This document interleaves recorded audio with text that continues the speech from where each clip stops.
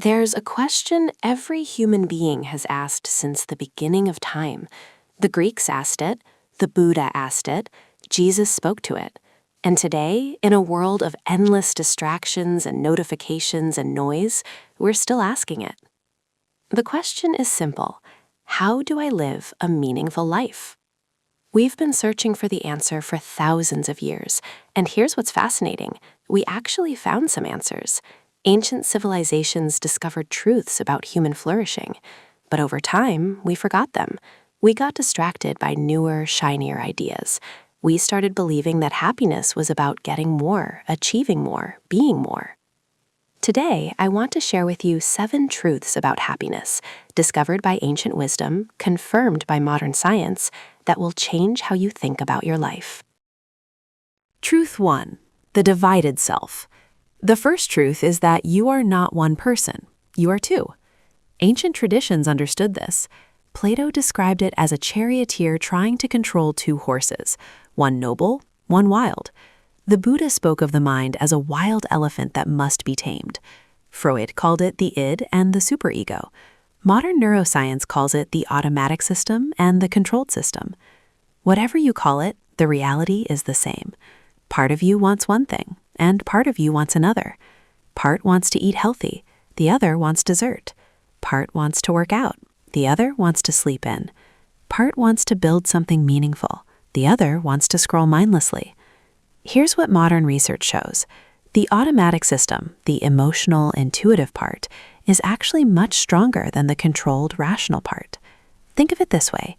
The rational mind is a rider on an elephant. The rider thinks they're in charge, but when the elephant really wants to go somewhere, the rider is powerless. The ancient wisdom? Stop pretending the rider is in charge. Train the elephant. That means shaping your environment, building habits, and understanding that willpower alone will never win against a strong emotional impulse. Truth 2. The reciprocity principle. Every culture in human history has discovered the same rule. The Greeks called it do unto others. The Jews called it the Golden Rule. Confucius taught it. Jesus preached it. The Buddha embodied it. And modern science confirms it.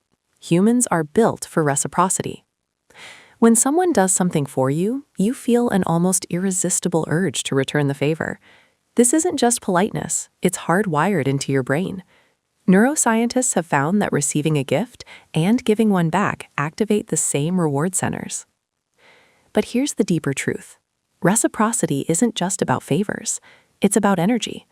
If you give kindness, kindness returns. If you give anger, anger returns. If you give suspicion, people become suspicious of you. If you give trust, people rise to meet it. The ancient wisdom was simple. What you put out comes back. Not because the universe is keeping score, but because humans are wired to mirror each other. You create your social reality with every interaction.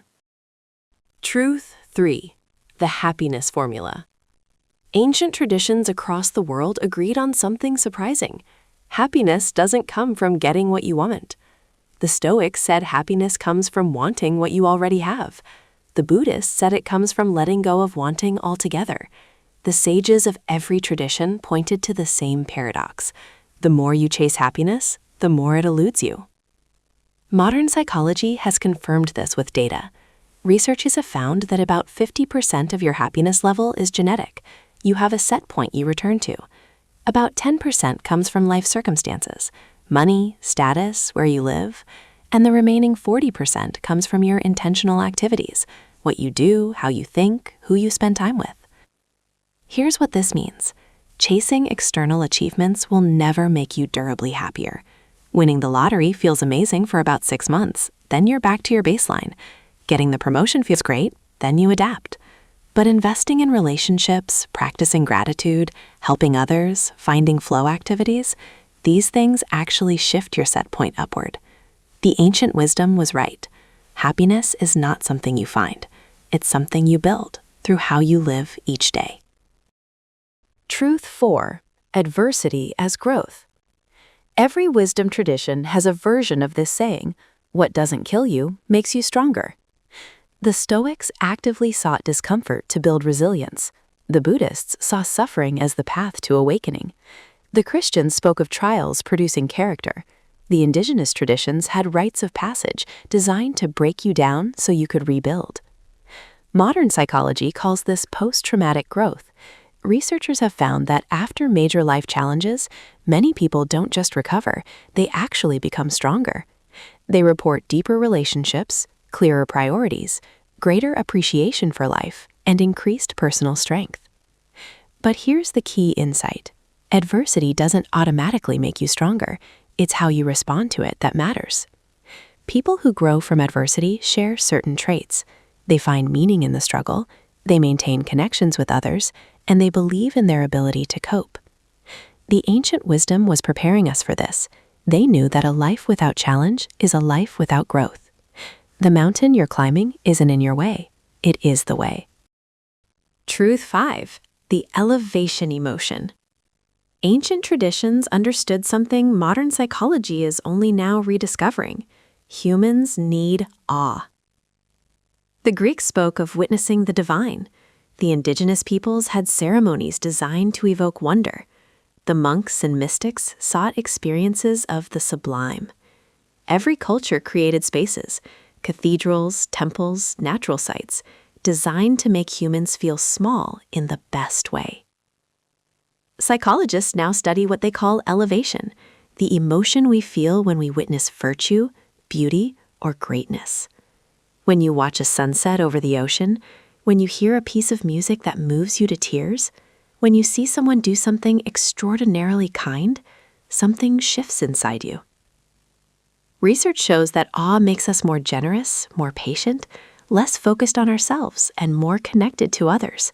It literally expands your sense of time and shrinks your ego. People who regularly experience awe report higher life satisfaction and lower stress. The ancient wisdom was creating conditions for elevation. They knew that humans need regular reminders that we're part of something larger. In our modern world of screens and notifications, we've lost that, and we're suffering for it. Truth 7. Purpose beyond pleasure. Every ancient tradition warned against one thing: a life devoted solely to pleasure. The Greeks had a word for it, hedonia, and they considered it a trap. The Buddha called it the attachment that causes suffering. The Hebrew scriptures warned that the pursuit of pleasure was vanity. The Stoics built entire philosophies around resisting hedonism. Modern research backs them up completely. People who pursue pleasure directly end up less happy than those who pursue meaning. Pleasure is fleeting. Meaning endures. Pleasure is about taking. Meaning is about contributing. Pleasure happens to you. Meaning is something you create. Psychologists distinguish between two kinds of well-being: hedonic well-being, pleasure, comfort, ease, and eudaimonic well-being, purpose, meaning, growth. And the research is clear. Eudaimonic well-being predicts better health, stronger relationships, and deeper life satisfaction. The ancient wisdom wasn't anti-pleasure. They just understood that pleasure alone is empty. You need purpose to give pleasure its meaning. Truth 7. The balance of opposites. The final truth is perhaps the most important. Wisdom is about balance. The Greeks called it the golden mean. Virtue lies between extremes. The Taoists symbolized it with yin and yang, opposites that complement each other. The Buddhists taught the middle way, neither indulgence nor asceticism. Aristotle said that every virtue is the midpoint between two vices. Modern psychology confirms that extremes are rarely healthy. Too much optimism leads to delusion. Too much pessimism leads to despair. Too much self-focus leads to narcissism. Too little leads to self-neglect. Too much planning makes you rigid.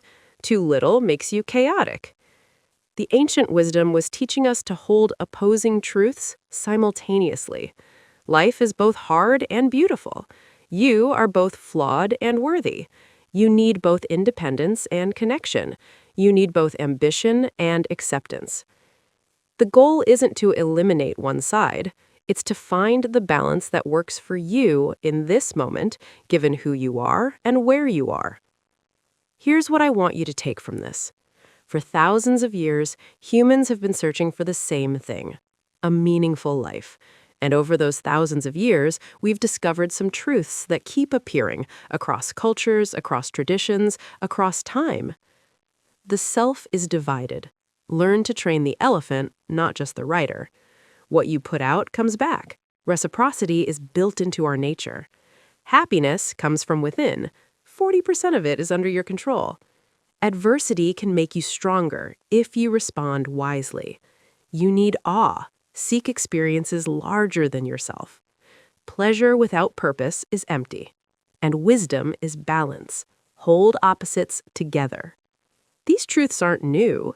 They're ancient, but they've been forgotten, buried under the noise of modern life. Your job is to remember them, to test them, to live them. Because the question isn't whether these truths work. They've worked for thousands of years. The question is whether you'll apply them. The mind shift, because ancient wisdom still holds the keys to your modern life. If this resonated with you, please subscribe and hit the bell so you don't miss the next insight. Share this with someone who needs to hear it. And remember, your mind is the only mountain worth climbing. I'll see you in the next video.